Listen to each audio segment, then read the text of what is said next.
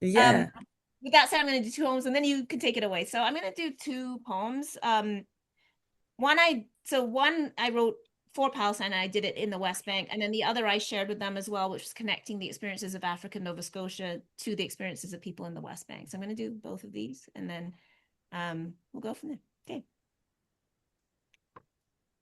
Oh, I should say, so I was invited to the West Bank by this group called Sabeel, which means the way or the spring.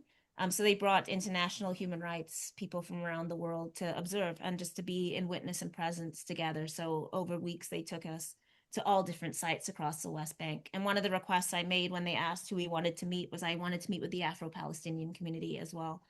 So we had a very powerful tour of Old Jerusalem with an Afro-Palestinian man who had served 17 years in prison. So it was just really, just powerful to be in that kind Mm. of way as well. But they sit in their newsrooms with their mics and their wires.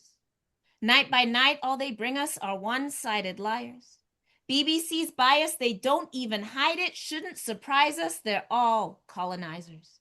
Don't get on the air unless you sing in their choirs one by one, all the Muslim journalists fired. And Palestine's children are burning in fire, while protesters arrested for putting up flyers. Arrest us for chants from the sea to the river. Every word that we use ends up forbidden. They say Palestinians aren't even existing. Trudeau thought that genocide's surely a winner. They called the police for interrupting their dinners. Our politicians take money to visit the killers. They go on vacation, so now they stay quiet while Palestine's children are burning in fire. They're sending our taxes to weapon sellers and buyers. Every day of this occupation, their profits go higher. We send our police to be trained by advisors who roam the West Bank as terrorizers. And inside Israel's prisons are hundreds of minors and women imprisoned without even a trial, living with checkpoints inside of those wires. They cut off the food and all the supplies, and no anesthesia for surgery either. If you show any joy, you just might expire. They're adding the doctors to funeral pyres. They're killing the journalists and banning the writers, and even the olives on the branches are dying. They tell us their plans are to leave no survivors. They say no one is innocent, not even in diapers, so Palestine's children are burning in fire. Israel's resumed bombing and dropping their shells. They've kidnapped more people to put in their cells. In the West Bank, where no Hamas dwells, a pregnant woman, they say, is a 2-for-1 kill. And who's there to stop them? Nobody can tell. Biden's all in saying Gaza farewell, and we voted for settlements at the UN, and we'll keep saying Israel's right to defend while every half hour another child dead. And if you play soccer, they'll shoot for your legs. Shireen Abu Akleh, they shot in the head, and they'll wage all this war without our consent. So be careful what products you buy off the shelf. Don't let propaganda put you under a spell, and I hope Henry Kissinger's burning in hell, along with all the war criminals who run this empire, will force all these murdering scumbags to retire because Palestine's children are dying in fire. And then I'm going to do one more Mm. poem. This is about the history of Africville, which is a Black community in Nova Scotia that was razed and destroyed by the city in the 1960s as part of urban renewal. So they literally bulldozed the church in the middle of the night and then sent in dump trucks and sent the people's stuff out, like put the people's stuff in garbage trucks and trucked it out. And that was after decades of they placed a prison in the community, they placed the city dump in the community, they ran railroad tracks through the community. They placed a hospital for infectious diseases, so they denied city services. So this is for a rally. So the first half of the poem is telling the story of Africville, and then the second half is like our survival and resistance. So, my people, take heed how their plans do proceed. If you don't want Black people to breed, then you don't let them read. And when a people can't read, then they can't sign the deed, and then you can take whatever you need. take their land with no fee. They don't have to agree. And you can just claim whatever you steal, or maybe a place for their pets to go pee. And they run around the park while black people ain't free. If they build a place to pray, bulldoze it away. If they gather to learn, then let it all burn. Don't give them cash, dump your trash, and whatever they ask, tell them people like them just aren't up to the task. Don't give them jobs, let them rob, give them guns, watch the fun, watch their grandmothers sob, jail them all when you're done. Don't give them seeds, let them clean. Deprivation's the key. Clean them out, screen them out, don't let them get a degree. Move in, build the condos, and force them to leave. And whatever they achieve, find a way to go thieve. They're not homes, they're just shacks. There's no home when they're black.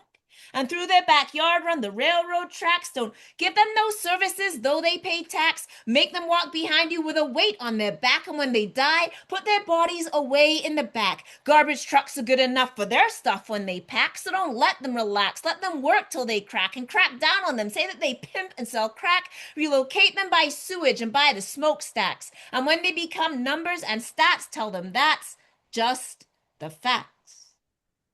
They don't know why we won't die, but we're strong. We've survived with all that they've tried to rule and divide, to control and deprive, but they haven't succeeded. In fact, we just rise like a garden they've weeded, like a forest revives once the fire's receded. They tell us we're inferior. We've never believed it. Judged by our skin and not our interiors, against the odds, plus with God, we are never defeated. With their greed, we've been cheated. Just look how we're treated. Slavery and Jim Crow, it's always repeated. And yet, with our sweat, with our faith and our blood, if they don't pay the debt, they can't hold back the flood. Did you see us that summer all over their streets? But don't be fooled, we're not cool staying down on our knees. This is land that we're owed, and we're not saying please.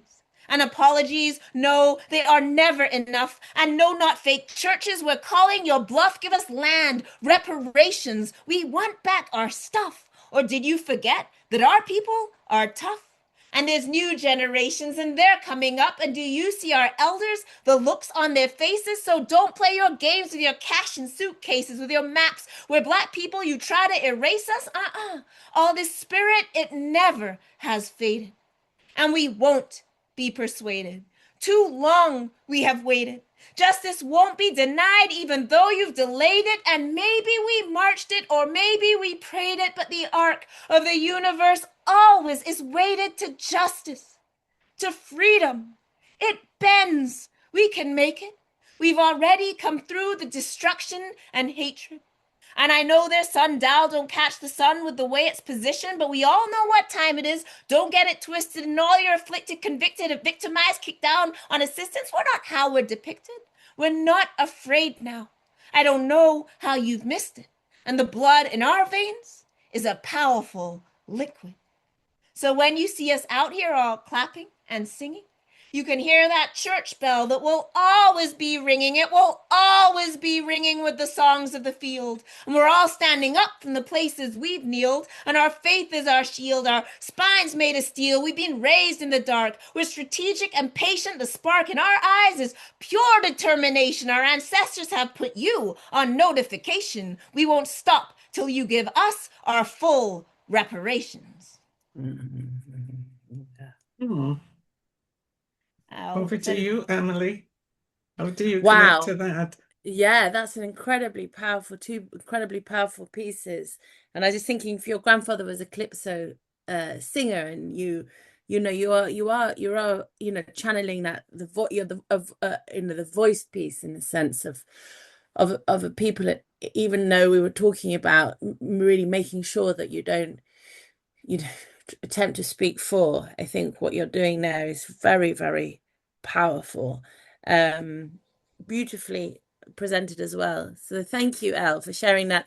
And so for the two poems I'm going to share, actually, one of them, since we're showing off about grandfathers, is about it's about one of my grandfather's masks, and I've got it here, and it was inspired by the last session that we had with Andrew.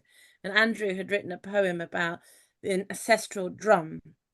and how he was looking at it, but he couldn't find a connection with it. So this is one of my grandfather's masks, and it was a similar kind of poem. So I'm going to read two poems, one which is about wanting to connect with the ancestors, and one which is about connecting.